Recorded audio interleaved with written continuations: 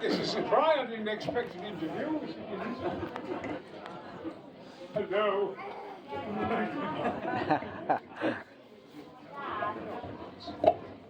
I don't normally need any of this. I will start by saying, Gordon's alive!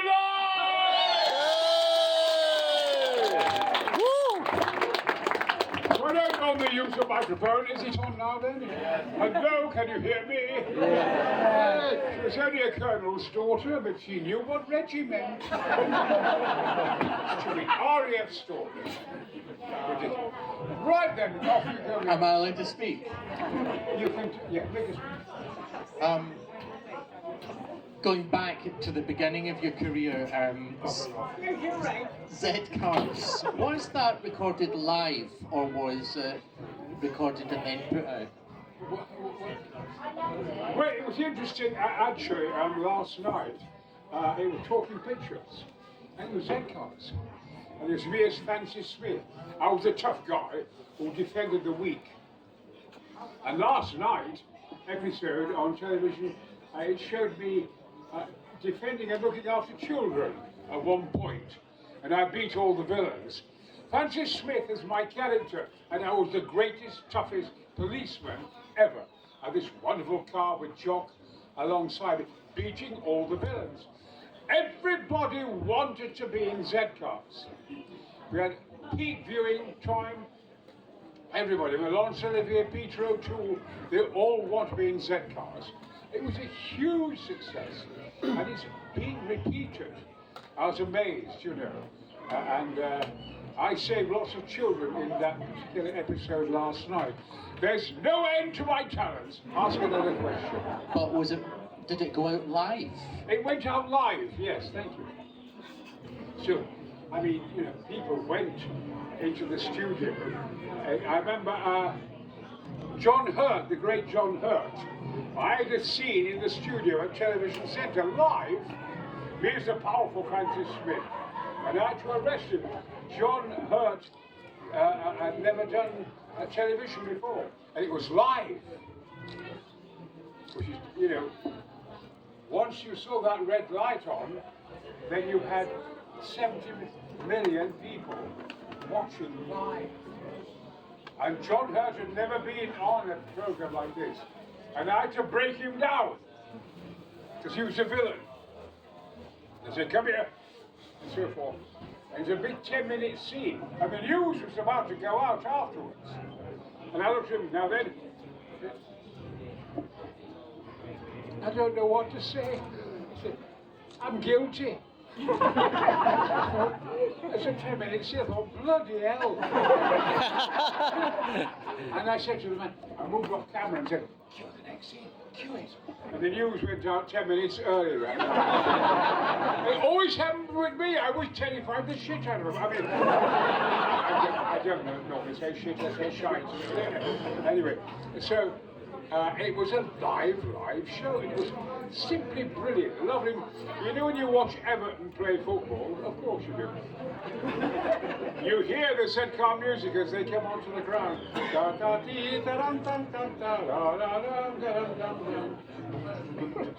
And this car comes on. We had wonderful cars. It's a great series. And they said, well, you know, they said, no, you're tight. And ever since then, I've been Augustus Caesar in I, Claudius. I won every bloody award going. I, Claudius was the biggest hit in British television history. And I was the emperor. And there were 10 episodes. And halfway through, Herbie Wise, the director, said, because this is a great contrast to being Augustus Caesar to being Francis Smith. And it was after many, many episodes, the cast said, oh, we're upset, genuinely upset. Sean Phillips and people like that. And the director said, this week you die as Augustus. He was about 98 in life when he died. And Herbie Wise, when you see people dead on television, it's 7 seconds or 3 seconds. You have to keep their faces still. Or they freeze frame. And Herbie Wise, the director, said, "We want to see Rome die in your face, because you're in your 90s now." I said, "It can't be done." And they put the cameras on me. I've never had write-ups like it in my life. They put the cameras and just say action.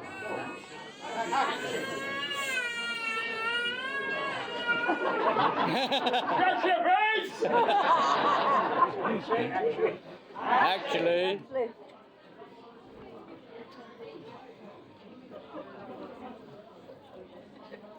I did that for 8 minutes on television. Broke the world record. Showed in America, and they got the headlines. I won every award because of my death scene. No end to my time. Another question? Yeah, let's go to the audience. Anyone got a question for Brian? Yes, Bill. I'd like to ask a question about your national service days, because I know that you got a terrible hard time because your father's police, and a particular Corporal Braithwaite was giving you a tough time. I was reading in your biography, Dynamite, you had this sort of agreement called China, and for 30 years I've been trying to figure out what exactly is China and what does it entail, and I've now the chance to ask. I'll try and lead into it. Ladies and gentlemen, I'm a son of a coal miner, and that was a coal miner, coal hewer, and of course we all had to do our national service. I went along, 2744, 376, and in the RAF, etc. I was with the Americans at Upper Hayford. By Jesus, they had big aeroplanes, Globemasters and all that. And I did 47 parachute jumps. And no end to my talents. You're looking at a bloody genius. I love myself, and to love oneself is to have a lifelong romance. You're gonna love yourself now. By the way, I want to say there's no one like you in life. You've all got something individual that nobody else has got. You follow it, and don't make a pact with old age. Don't let the bastards grind you down. Yay! You can see it on television all the time and throughout. Anyway, I was in the RAF. And on that first day at Bridge North, we all lined up, you know, about 1,000 of us. God, and the snow was really freezing, and we all stood there, there was the sergeant, and he was saying, we had to march up and down. If you, Guelph. I never knew what Guelph was. If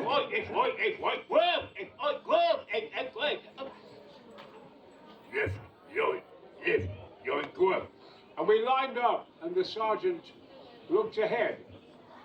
There was a great actress at the time in films called Betty Grable. Oh, wow. With lovely legs, beautiful. Oh. And we all lined up. He said, "Attention! Face out!" And he said to the man in front of me, "Don't look at me! Keep your eyes over there! Who do you think I am, Betty Grable?"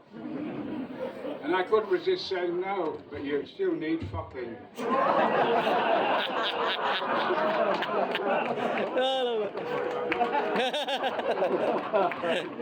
Who said that? The sergeant said that. I couldn't keep my face straight. And I won all the awards, you know, the guns and marching and everything else. I jumped parachute with the Americans at Upper Hayford. It was a hell of an experience, the whole thing. The whole thing was tremendous. And so, ask another question. No, what was the... Yeah, so when you were getting a hard time because of your father's political beliefs, you had this arrangement with Corporal Braithwaite, which in your book you described as China. And I wanted to know exactly what that was. China was a brotherhood of men, of fighters. Right. I mean, I am a 4th Dan black belt judo. I trained with Brian Jacks and Tiger Joe Robinson and so forth. I still am pretty lethal with it if I want to. This is a typical judo figure. As I approach to throw you, as you mean? I'll just and knock the shit out of you there. But anyway, I am. Who's it? You don't think. Who is it here? Did you send her here? No, I'm all right.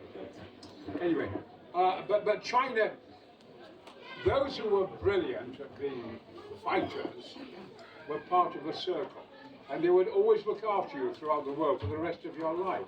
If I needed help now, I could get on the phone and I'd phone up China. China, of course, means a brotherhood. You're my China, my friend. And I'm part of China. It still exists and protects me.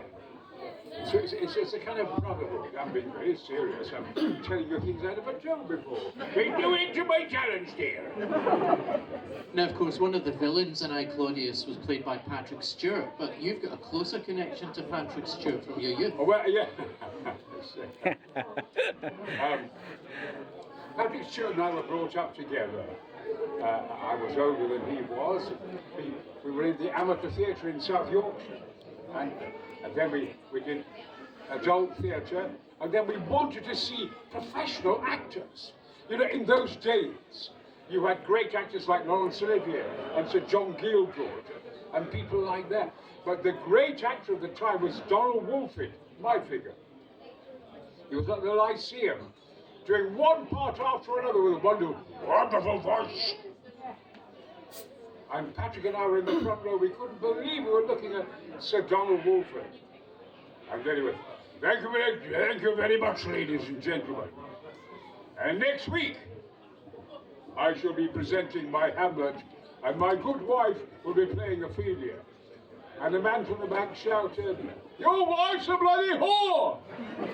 And Wolford replied, nevertheless, she will be playing.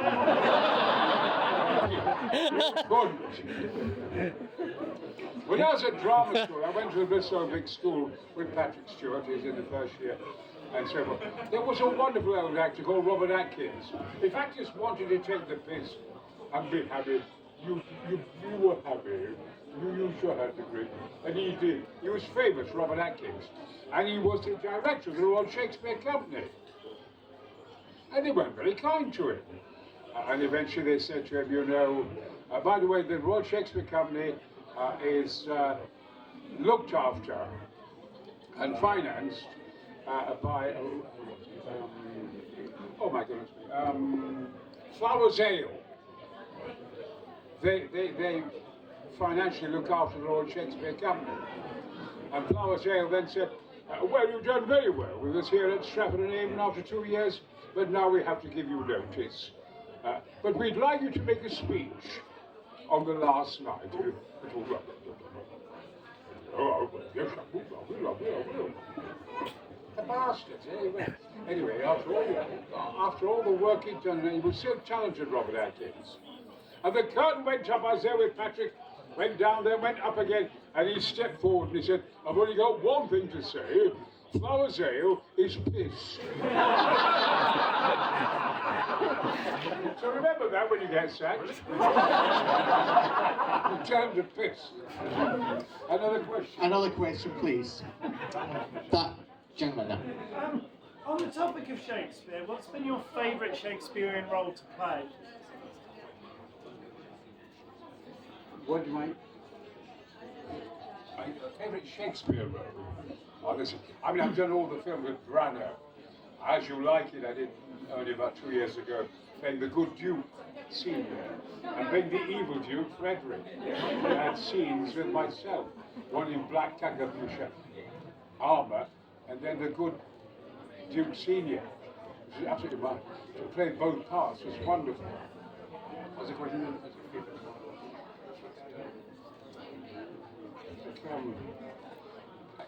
Augustus Caesar was a hell of a part for me.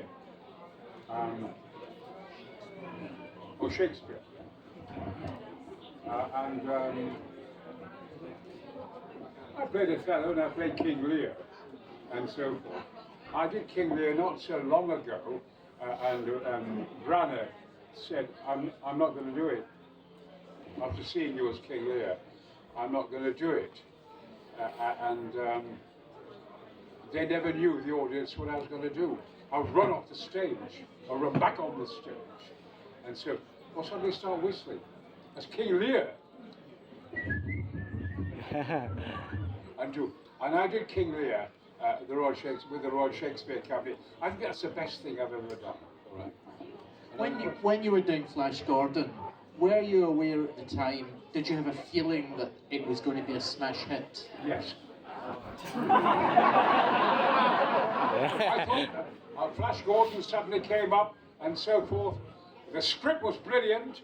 The cast was brilliant. Everybody was marvelous. The dwarfs, everybody. They were all good in the whole thing, you know.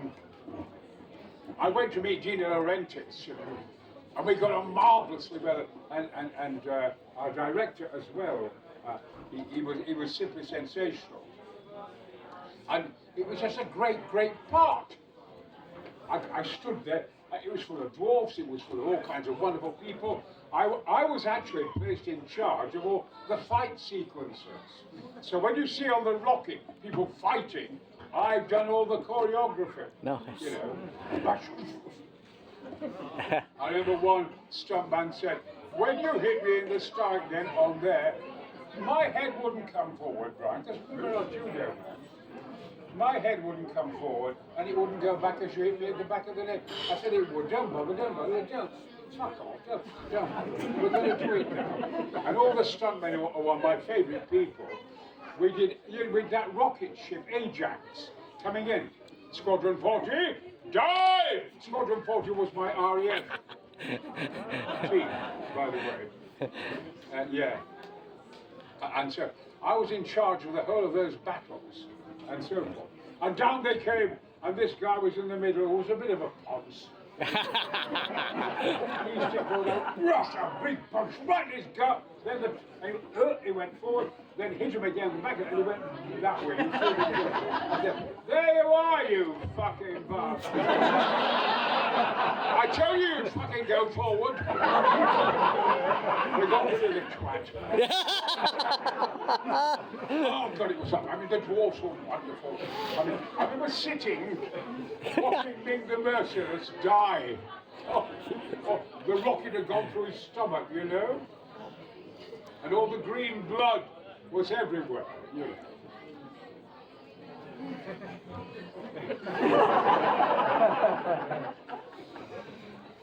Anyway, where was I? The green blood everywhere, and I had about 10 dwarfs with me. And it was Friday afternoon, and it didn't require any sound. And I'm sat there like this with my tea, and the dwarfs are alongside me, Ginger and all of them, and Archer and everybody. And there's Max von Sydow. And of course there was no sound, and we went, "Oh, that must be painful." He said, "Well, you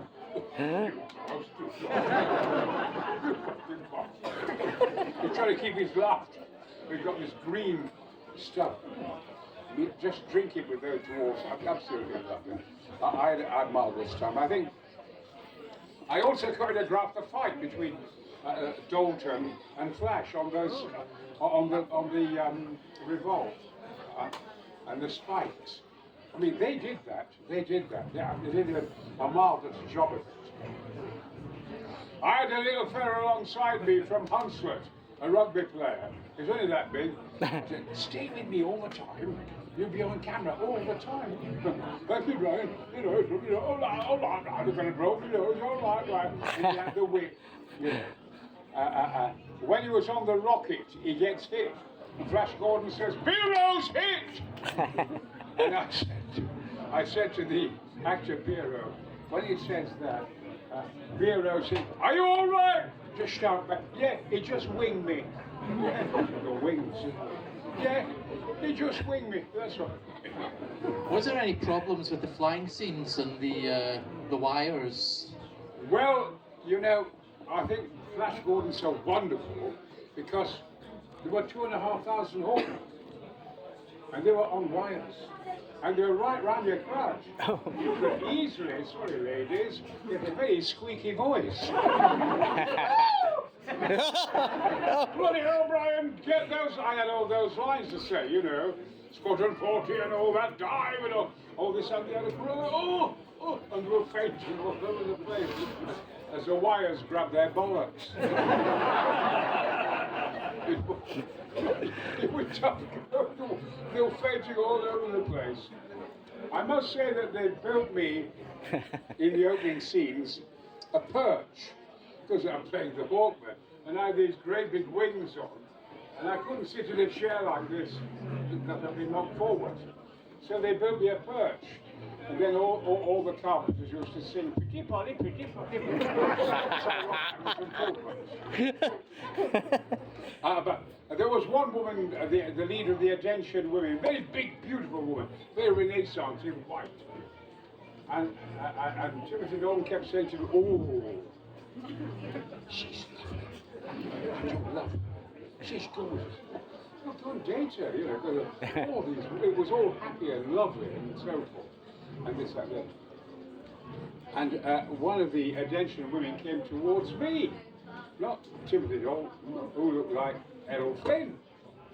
She said, "Excuse me, Brian, you always talk like that. Excuse me, Brian, excuse me. Magda, our leading lady, she thinks you're lovely. She could see you as a caveman." What do I do? I can't do anything with them. I can't move them. I can't shag anybody. I can't move. I'm rocking. I said, I just can't. I said, "Timothy Dalton, look at him, he looks like Errol Flynn. He's crazy about her. She doesn't like him." There's nothing you can do if the ladies don't like you, is there? Have you adored me? So one of the... I'll never forget.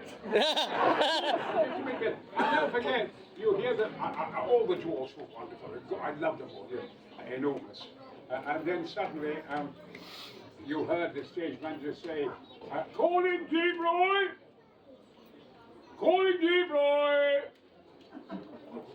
It must be Deep Roy, mate. It must be Geronimo. It must be Sitting Bull. It must be some big giant fighting man, you know. And on came this little dwarf, you know, ringing a bell with the leading lady. "Come on. And he sat alongside me, and he had a little chair. He was a multi-millionaire, a never-ending story. He finances all those films. He's so rich. And he's a sweet guy, Deep Roy, and he sat alongside me, and he stood there. And he sat there and said, "Hey dear Brian, I'm not a dwarf. I'm perfectly formed. It's just my size. I'm perfectly formed. There's nothing wrong with me."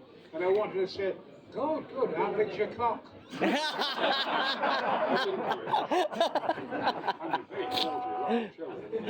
very a bit bored, but he was great. And his son would come and pick him up on a motorbike and put him on the bloody motorbike and tie him off and then drive off into the night. His son was 6'5". I couldn't believe it. He's a multi-millionaire, Deep Roy. Never-ending story. Absolutely bloody marvellous. But everybody, of course, was terrified of Dino De Laurentiis. That scene, after they've done the fight scene with the bronze and the wires, and then on comes Flash, and Peter Wingard, who's terribly good as fighters, he suddenly said in the middle of that scene to Mike Hughes, the director, "I don't think I should die." You know, he gets killed. Flash and Timothy Dalton, they throw him onto the disc and kill him, and his eyes come out. "I don't think I should die. I'm going to be very popular as this villain, and I think it'd be a mistake, you know." couldn't believe he was saying this. I said, well, I'm not going to bloody die. It's the best bloody part I've been offered today, so no bugger's going to kill me. There's no question of that. You got... And typically, anyway, the director looked at Peter Wingard and said, shut up, you die. Flash gets hold of you, Baron fucking gets hold of you, they take you to the fucking disc, and they throw you on the disc, and your eyes pop out, and you fucking die!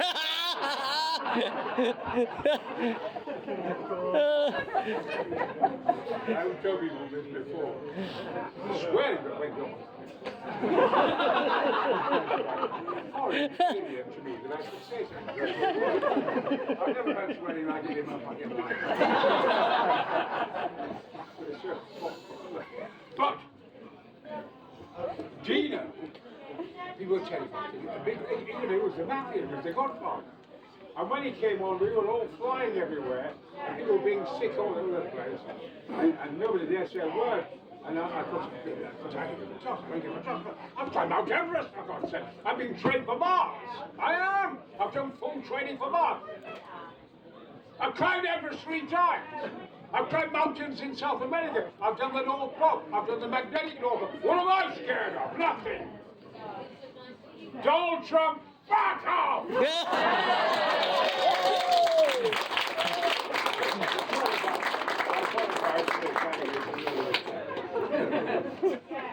But anyway, what was that? Gino was there. I was watching everything, and people getting nervous. Gino, I'm flying.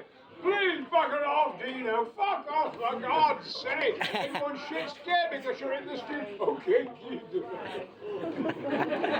The kid tells me to fuck off. Okay, Brian, I go. So I just love it, relation. It'll cost you money if you keep there, because they're nervous we're not getting it right. Anyway, we did get it right. The dwarfs were great. Everybody was fucking great. It's interesting. I want to say a little about Flash. Flash Gordon is a very hard part to play. I saw it as a child. Buster Crabbe. And he was marvellous in black and white. That's what inspired me all the time. Wonderful. But it's a hard part to play. Now, because he has to be pure. In the beginning, he's pure. At the beginning of the film. He gets out the rocket. Live and let die. Flash Gordon, quarterback, New York Jets, he says to me. I'm Flash Gordon, quarterback, New York Jets. He's so pure. You know, and if you had Tom Cruise or any of the other big American stars who I love, play Flash Gordon, you'd see a frown. You could put the camera somewhere and they would slightly be a tiny bit sinister in the face. You could put Sam Jones anywhere, put the camera on him and he looked pure. Right at the end of the film, the brains, Brian Besser, and Max Van Syden, and Timothy Dolan, and all the bloody stars, and all the brains, and so forth. When it came to the end, you have that little machine coming alongside, don't you? Right? Look out! Flash Gordon, you have saved your Earth. Flash Gordon, you have saved your Earth. Me with the Royal Shakespeare Company, Dalton in many films, all the stars in the film, at that point didn't know what to do. War froze, the film was over really, and Flash, Sam Jones said, I know, don't worry, I know how to end it. So it went, and it came, look out, Flash! And it went, and it came right across. You have saved your Earth! And Sam went, yeah! And that was it. Yeah! And it was so pure what he did. And it was right. And he is. We'll do another. We're going to go to Mars and all that. The Martian thing. But I've actually done real space training. And I'm looking for, as my biggest love in life is space. But I think that Flash Gordon will go on and on and on. I was astonished that on the 3-4 great critics on Sky Arts being brilliant about films. I've never heard men with such brains. And then they discussed Flash Gordon. And they went on and on and on about the music, about the colours, about the sky, about this, and said, and Brian Blessed inhabits Volta. The whole thing is so pure. We think it is, to our mind, probably the best film that's ever been made. And they said this on Sky Arts. So it's growing and growing and growing. I mean, that expression, Gordon's alive, is all over the world. Everywhere you go, Gordon's alive! And it is, and we need him, we need to be alive. We need something positive and kind and wonderful. We're wonderful people. We're going to make it. We are going to make it. Yes. As I said, don't let the bastards grind you down. There's no one like you. Wonderful. You know. What shall I say? Kenneth Branagh and I have a relationship. He's like a son to me.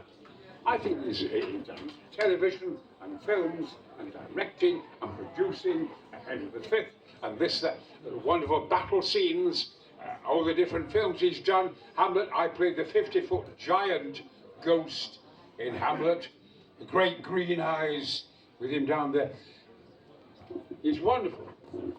I've been to South America, I've climbed there, I've been to Everest, I've been to Russia, I've been this, that and the other, and the North Pole, the magnetic North Pole, etc., etc., etc.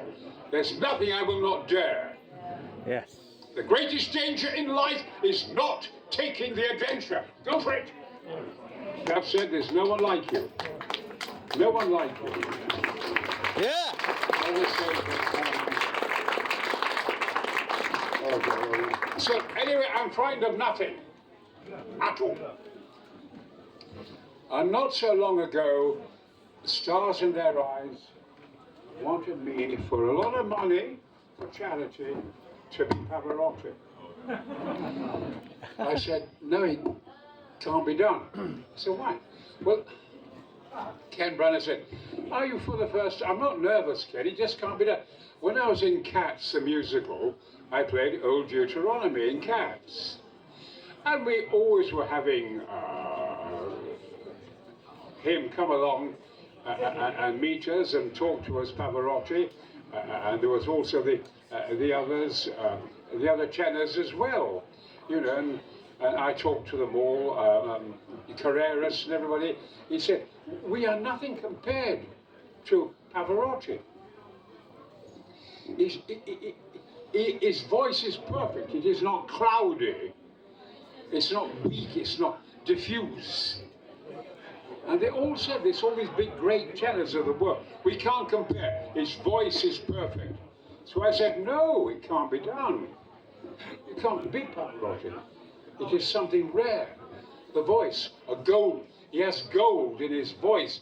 Gold is the tenor. More than Caruso. Anyway, it was for charity. They offered me 20,000. 50,000, and Kenny would say, I'm not scared, Kenny, it can't be done. And in the end, they offered me 350,000 quid. So I thought, well, fuck it, I'll do it. And it was for charity. It was all for bloody charity. So I walked onto that stage, anybody who's seen it, and my hair was black, and an outfit a bit broader than this, and padding and everything else. I went through in ordinary clothes, and I came back with a wonderful makeup, and I was Pavarotti. And I could see him way up there. God Christ. He was there, he'd come onto the balcony over there. And the audience cheered and clapped. Well, they said, you could see, well, they thought, well, he looks like Pavarotti, but he'll never sound like him. I don't know. The things I put myself through. Ooh, don't get my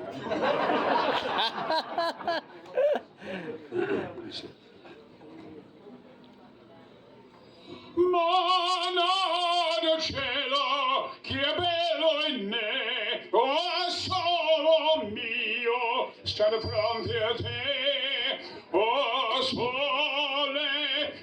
sole mio, stare fronte a te, stare fronte a te. Oh! Yeah! Woo! Yeah!